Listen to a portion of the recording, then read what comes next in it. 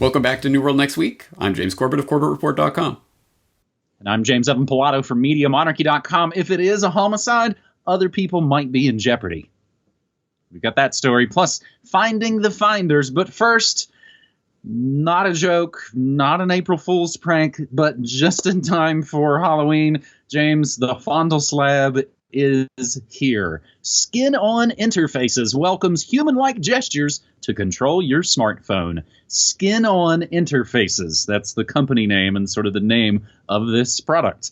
Skin-on Interfaces is a sensitive, human, skin-like input method that has been used as a phone case that communicates with your smartphone.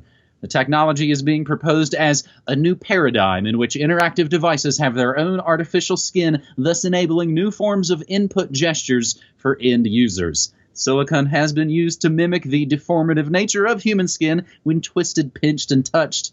Essentially, skin-on interfaces reproduce a skin-sensing layer that can track natural gestures, which understands touch, pressure, and complex gestures such as strokes, stretching, or grabbing. I think fondling would fit in quite perfectly right there. It proposes a new way to interact with our impersonal technology, instead asking to be touched to communicate with our devices. Human-like interactions are translated into controlling our device, meaning that if the artificial skin is twisted, a smartphone's volume could be turned up. Other interactions include tickling the skin, which would send a laughing emoji via a text, or pinching the skin to develop an angry avatar on your laptop. Using a built-in grid of sensors, the multi-sensory factors are endless and can be translated into a number of functions that your device understands.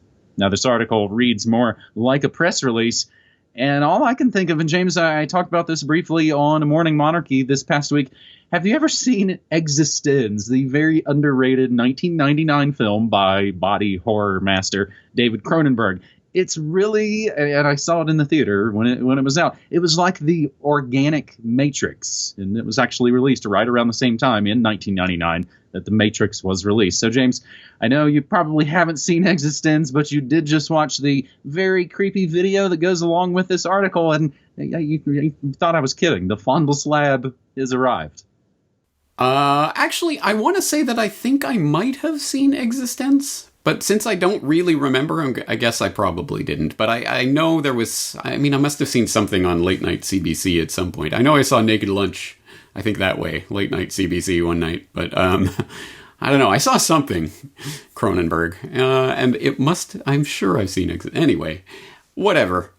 This actual real news story that you dug up is some nightmare fuel. And of course, it is creepy. It really is. And that's the way everyone is using to describe it. And if you go through that Twitter thread that Clint Torres has linked up there, everyone has some good comments that go along that line. It puts lotion on the phone and things like that.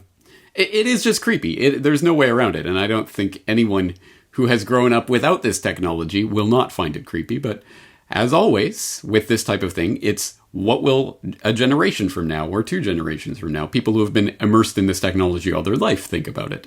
And that's ultimately where the social engineers are taking us. And it's funny you bring up this story because just yesterday I was thinking to myself about your comments that we are essentially going to be fed vending machines. Our technology is going to be turned into vending machines where you get to push a button to buy this or push a button to buy that. And that's the extent of our control over technology.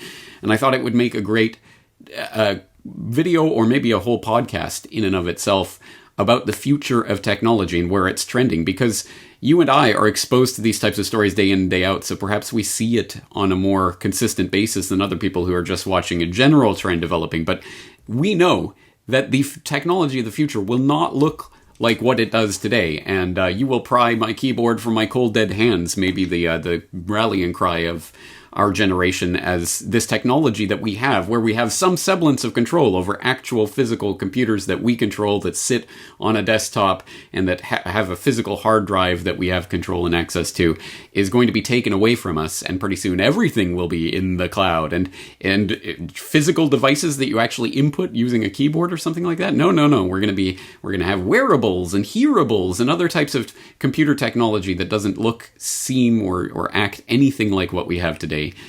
And every step along this path is taking us down towards the path of less and less control over our devices and more integration of it into our everyday life. This is one data point along that trail that I think, when I paint the whole picture, I hope it will become a little bit more apparent where things are trending and why we should be saying, "You will pry my desktop from my cold dead hands," and not simply accept this new innovation, every innovation that comes down the line that seeks to take more and more of the control out of your hands and more into the hands of the big tech giants. James, I got that phrase several years back from Cryptagon.com that talked about, all your mobiles will essentially become vending machines, because it had just started then, and now they've almost completely, they've done away with all the imports, done away with all the ports. They don't even have a headphone jack anymore. It's basically, you get to choose which things you want to buy. Don't worry about trying to create anything or be a creative person. You're just, again, they've turned it into another TV that you're just supposed to be a passive consumer. Speaking of TV, James, you said the CBC, and that does remind me, I think Cronenberg might actually be Canadian, and eXistenZ does star now, I think, famed Canadian writer, director Sarah Polley. So he might actually get some love on some TV up there in Canada. Of course, here in the States, it's pretty much relegated to late night, schlocky horror kind of stuff. Speaking of horror, that's pretty much how we get rolling here on this New World Next Week, episode 390 for Halloween 2019. James, another kind of related story, just briefly to the phone story. This is maybe about as normal as it might get on this episode, and this was something that a lot of folks were passing around. Mass cell phone surveillance experiment is basically being unveiled in Spain. Kind of an interesting story. And again, everything we say will always be included in your show notes, so you can get those links and continue the research for yourself. Our second story this week, James, is a video that maybe I haven't watched all the way yet, but you don't need to watch the video to know that it's a pretty interesting deal that someone finally stormed Epstein's private island and caught all of it on film. Recently, while island hopping in the Caribbean, independent journalist Luke Rudkowski went where no one had really gone before, at least no independent journalist had gone before. Along with Jeff Berwick of the Dollar Vigilante, Rudkowski risked arrest, or worse, to show us an exclusive look at Jeffrey Epstein's private island, a seemingly innocuous outpost that many have referred to as Pedophile Island. The pair was with friends when they found themselves near Epstein's mysterious island, Little St. James, just off the coast of St. Thomas, part of the U.S. Virgin Islands, an unincorporated territory of the U.S. And so the pair did what any curious and responsible journalist would do. They hired a boat and headed straight for Pedo Island. Convicted pedophile Jeffrey Epstein purchased the island, the 71.5-acre island, back in 1998 for just about $8 million. And it's been shrouded in mystery ever since, with rumors swirling of exactly what happened there and who took part in the scandalous and illegal activities. Since Epstein took ownership of the small island, few images of it ever emerged.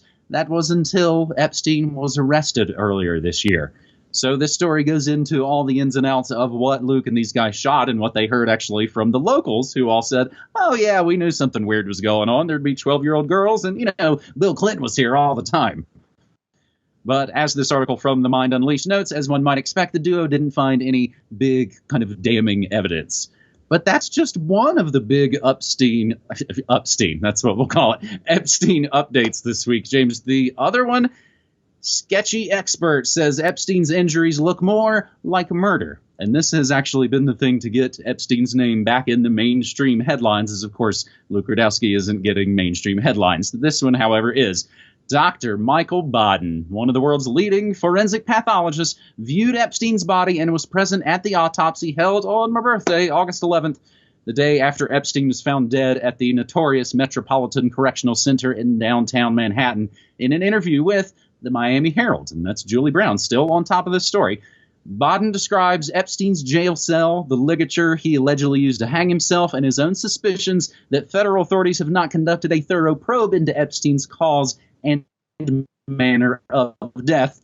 Mark Baden saying, quote, they rushed the body out of the jail, which they shouldn't do because that destroys the evidence. The brother, Mark, doesn't think it was a suicide. He's concerned it might be murder. It's 80 days now, and if, in fact, it is a homicide, other people might be in jeopardy. Those fractures are extremely unusual in suicidal hangings and could occur much more commonly in homicidal strangulation, end quote, from Dr. Michael Baden, who also added that there were hemorrhages in Epstein's eyes that are also more common in strangulation than hangings. James, why were we, I couldn't bring it up. Why were we just talking about Baden on this show recently?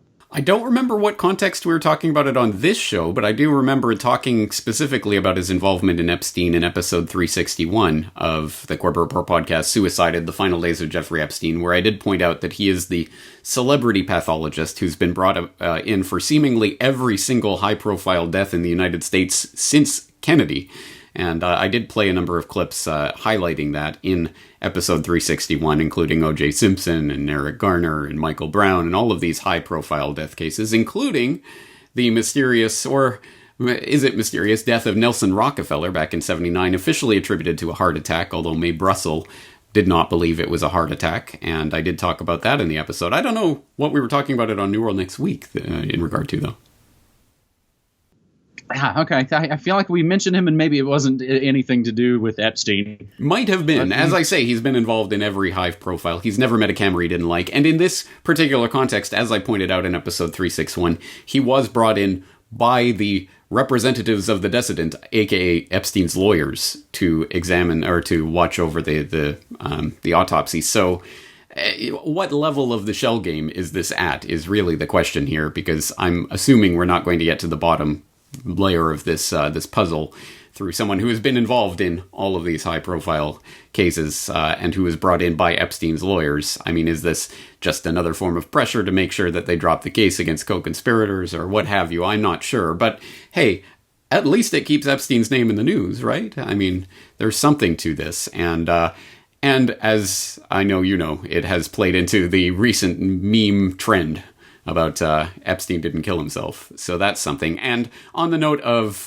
Luke and Jeff and their trip to the island, I hope people will go and watch that. I did watch the video. I also watched the follow-up about top five things we discovered inside Epstein's private island. I haven't yet watched the 2-hour AMA about that event that took place. So I will be doing that after we finish our conversation here. But do you remember the days when reporters were not just stenographers for people in power and didn't just say, oh, well, the president said Baghdadi was killed, so I guess he's dead.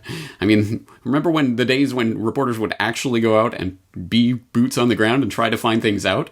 The only reason we know anything at all about the island and what's taken place there since Epstein's death is the Rusty Shackelford and his drone footage, which was, as far as I know, the only reason we know the FBI was there at all. Of course, cleaning up all of the details and any incriminating evidence, so that there was really none there to be had for Luke and Jeff's trip. But Rusty Shackelford and now Luke and Jeff with their cameras there are the only reason we know anything at all about the island.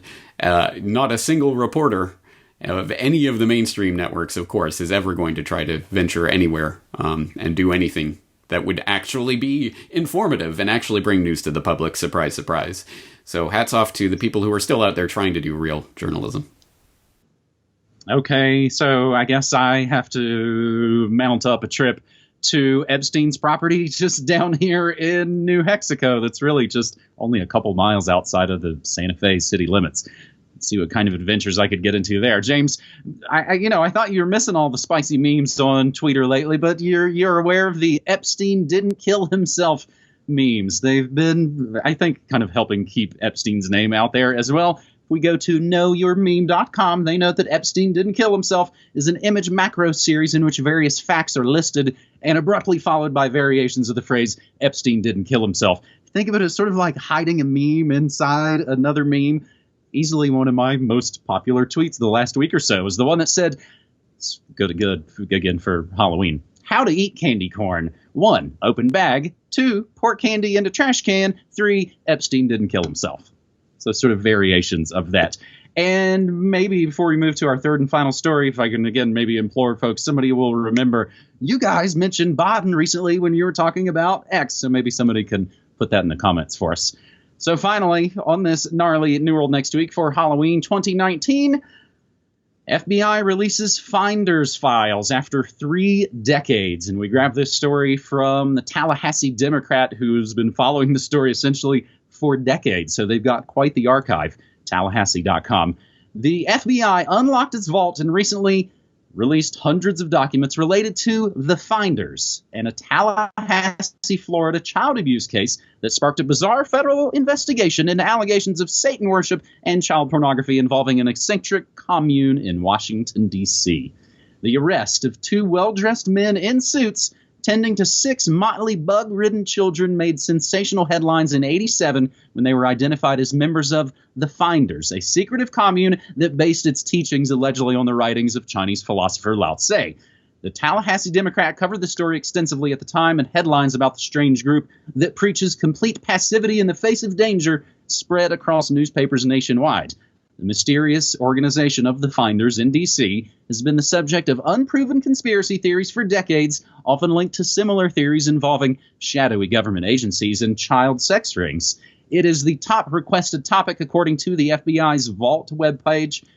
Douglas Ammerman and James Michael Howell pulled over in a van, arrested in February '87 in Tallahassee after witnesses reported seeing them in Myers Park with 6 scruffy, hungry kids between the ages of 2 and 11. After Howell fell face down on the ground and refused to stand up or answer questions, the men were charged with misdemeanor child abuse and held on $100,000 bond.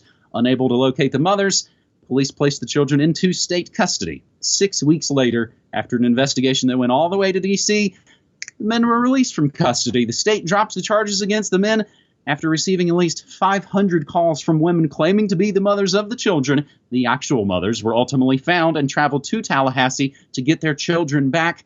Federal agents concluded there was no evidence of criminal activity and dropped the case against the Finders. I will include 2 PDF links to just part 1 of the FBI's Finders report with all the redactions you can handle, and the classic Child Kidnapping in America, The CIA Connection, a report by Ted L. Gunderson. James?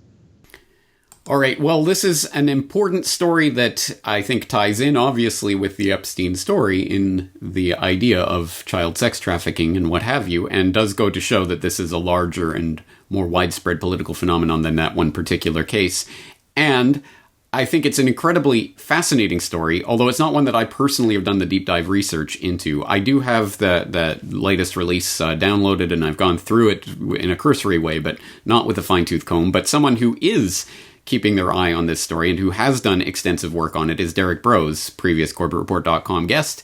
I'll throw the link in the show notes into our previous conversation back in December of last year about his work on the Finders specifically. And I will include not only a link to the Finders category on theconsciousresistance.com, Derek Brose's website, where all of his previous work on that is, but also his latest video, The Finders Cult, A New Rabbit Hole. So there's a lot for people to dig into there, and I hope some enterprising individuals in the New World Next Week audience will do so. Download the documents, go through the previous research, see if there's anything you can find, report back. I'm sure we would all be interested to see what people can find from this latest release. So there you have it, a pretty horrific Halloween 2019 New World Next Week episode 390, James. As I always like to wrap up these episodes, I like to remind folks, invite folks to come check me out. I stream news, music, memes, and more Monday through Friday, 9 to 5 Mountain Time at my own website. It's essentially like the best damn radio station you've never heard. I have, of course, essentially a lifelong career of radio. I think I slowly win people over. They listen into the show. They're like, oh, you're like an actual radio guy. So, James, I'd love for folks to come check that out. As, of course, I've now been sharing a lot of my photos and experiences, things from hanging out with you recently in Japan. So thanks. Thank you, and let's do it again next week. All right, buddy. Take care.